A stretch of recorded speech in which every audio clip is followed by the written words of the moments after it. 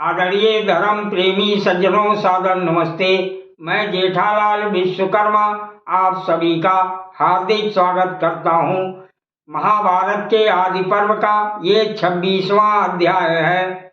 महर्षि वैशंपायन जी कहते हैं, हे राजन जन्मेजय जी, हिडम्बा को अपने पीछे पीछे आते देखकर तब भीमसेन जी बोले, हे हिडम्बे, राक्षस मोहिनी माया का आश्रय लेकर बहुत दिनों तक बैर का स्मरण रखते हैं, अतः तू भी अपने भाई के ही मार्ग पर चली जा। ये सुनकर युधिष्ठिर जी बोले, हे पुरुष सिंह भीमसेन, यद्यप तुम क्रोध से भरे हुए हो तो भी स्त्री का वध मत करो। हे पांडुनंदन, शरीर की रक्षा की अपेक्षा भी अधिक तत्परता से धर्म की रक्षा करो। महर्षि वैशंपायन जी कहते हैं, हे राजन जन्मेजय जी, तत्पश्चात हिडम्बा ने हाथ जोड़कर कुंती देवी तथा उनके पुत्र युधिष्ठिर को प्रणाम करके इस प्रकार कहा, हे आर्य, संसार में स्त्रियों को जो काम जनित पीड़ा होती है उसे आप जानती ही हैं। हे शुभे, आपके पुत्र भीमसेन की ओर से मुझे वही कामदेव जनित कष्ट प्राप्त हुआ है।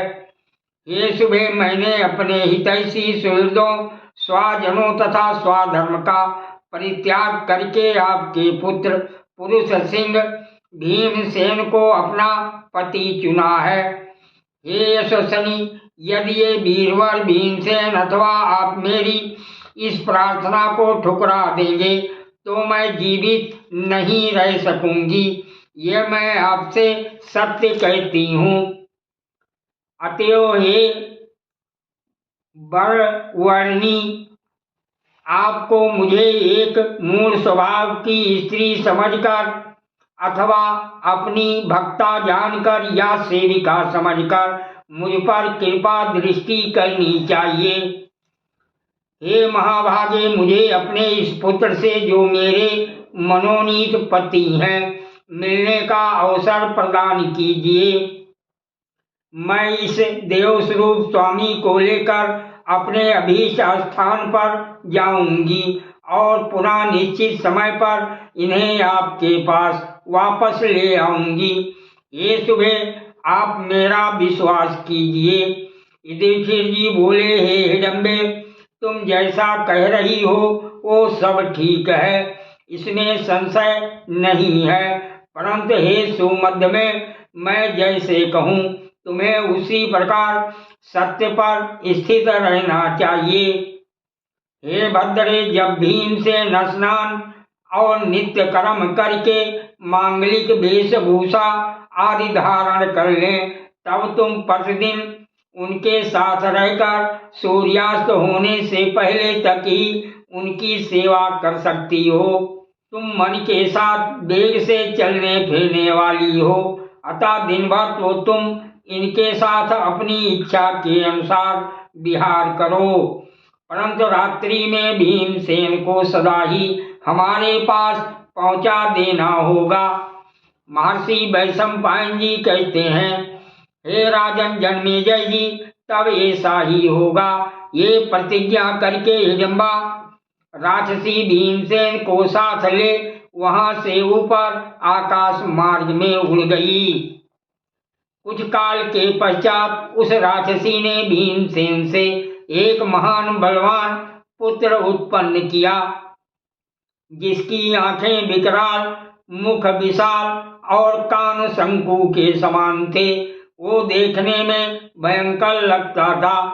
बालक की माता ने भीमसेन से कहा, इसका घट अर्थात सिर उत्कच अर्थात केश रहित है। उनके इस कथन से ही उसका नाम घटोत्कच हो गया।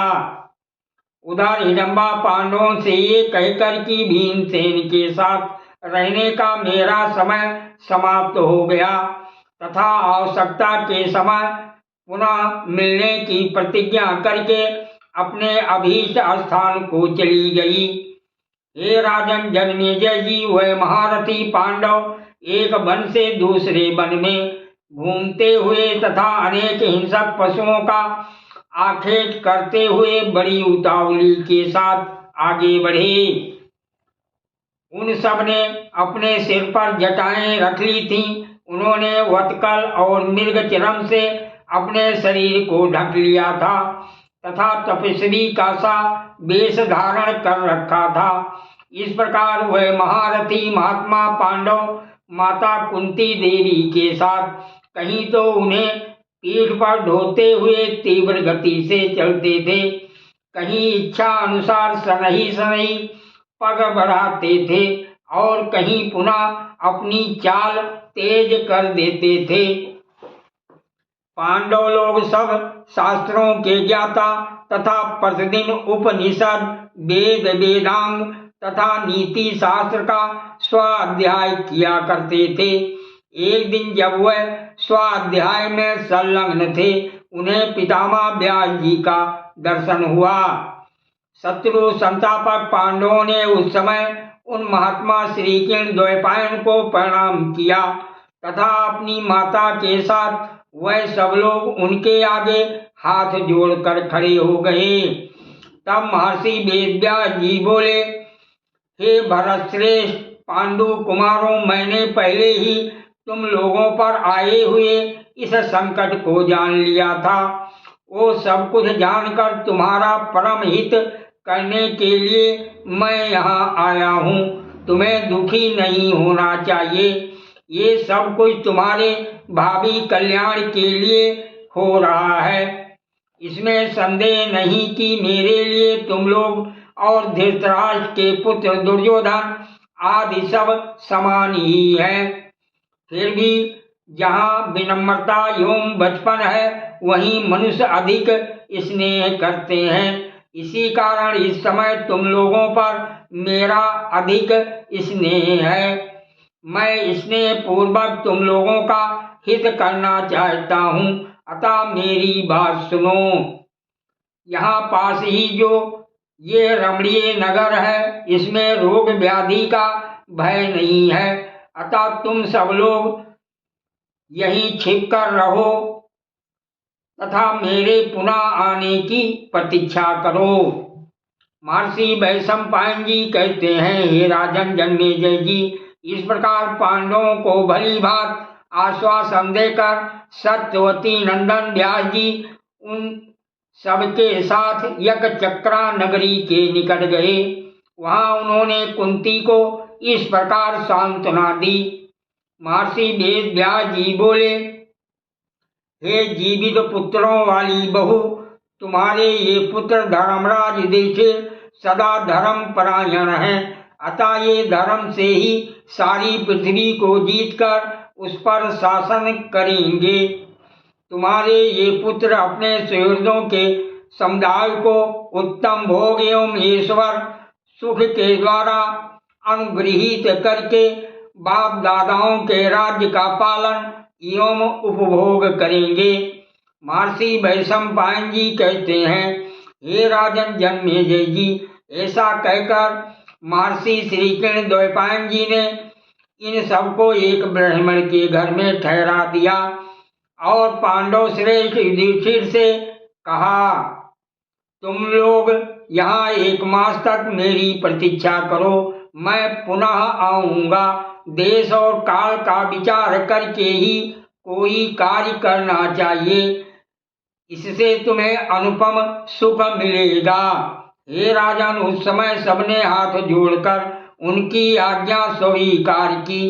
तब शक्तिशाली महर्षि भगवान वेद व्यास जी जैसे आए थे वैसे ही चले गए। सादर प्रणाम। जय श्री कृष्ण।